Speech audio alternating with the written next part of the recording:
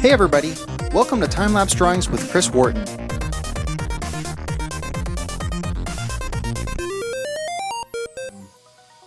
Hey guys!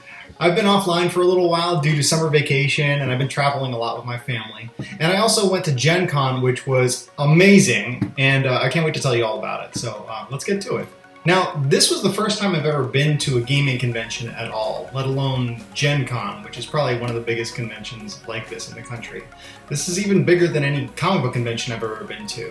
Getting to go to the show was awesome in itself, but what made it doubly awesome was I got to go with the Third Bolt Studio crew to showcase our new game, Arcane Academy. It's a tabletop game, and it should be out in stores starting this month. During Gen Con, I not only got to see the finished copy of the game for the first time ever, which was sort of surreal, but I also got to play the game for the first time. And I can honestly say that I love the gameplay. It's crazy fast to learn with simple mechanics that can be played in strategic, unique ways each time you play it. The only sad part about Gen Con was that I actually couldn't take home a copy for myself. We only had about 100 advanced copies of the game, and we sold out of our daily allotment within the first 15 minutes every day of the show. Thankfully, Arcane Academy has received some good press and has been well received. And luckily, I've got the hookup, so I should expect my copy sometime soon and I get to play with it as much as I want. One of the highlights of Gen Con was actually getting to meet Eric Lang, who designed games like Duelist, Bloodborne, The Other 7 Sins, Warhammer 40k Conquest, Arcadia Quest, Dungeons & Dragons Dice Masters, and that's just to name a few. He also just so happens to be one of the co-designers of Arcane Academy, along with his partner Kevin G. Wilson. Anyway, he's a really cool guy, and he has obviously way more experience in the gaming making industry than I do, so I felt very honored to get to meet him. We get to hang out on Saturday of the convention, and we signed copies of the game that people had purchased, and that was just an amazing experience in itself. Hopefully we'll be back again next year to do it one more time, this time with more copies of Arcane Academy and possibly an expansion. Like most conventions I go to, I also got to do a bunch of art for people at the show. Here are some shots of my favorites, like Star and Mabel from Star vs. the Forces of Evil and Gravity Falls respectively.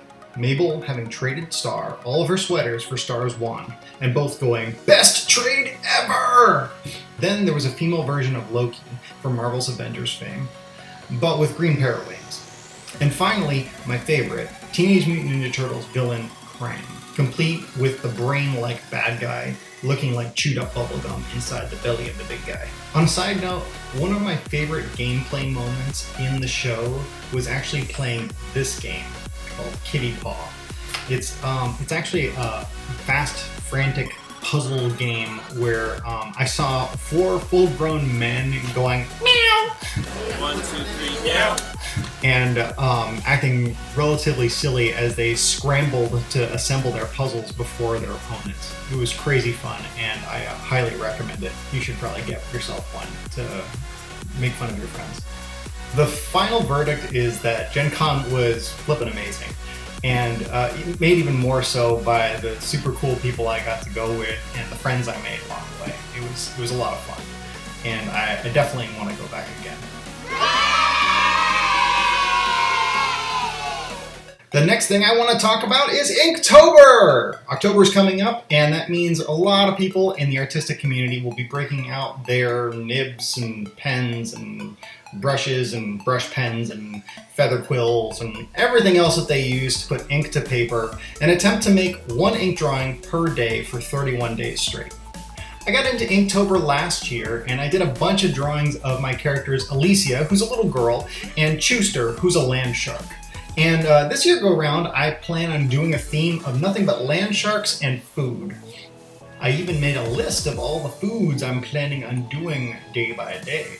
So hopefully, by the end of this month, I will have a whole mess of drawings to do something with, like make a book, or maybe make a ton of stickers. Expect to see some new time-lapse drawings very soon showcasing all of these doodles, and let me know which ones are your favorites. That's it for today, guys. I hope you liked today's video, and come back next week for a new time-lapse video of a turtle running through peanut butter.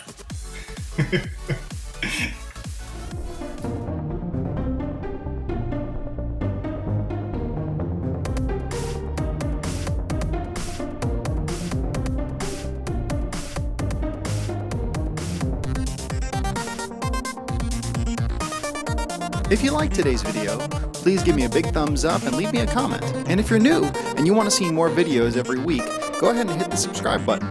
Thank you so much for watching, everyone. We'll catch you next week.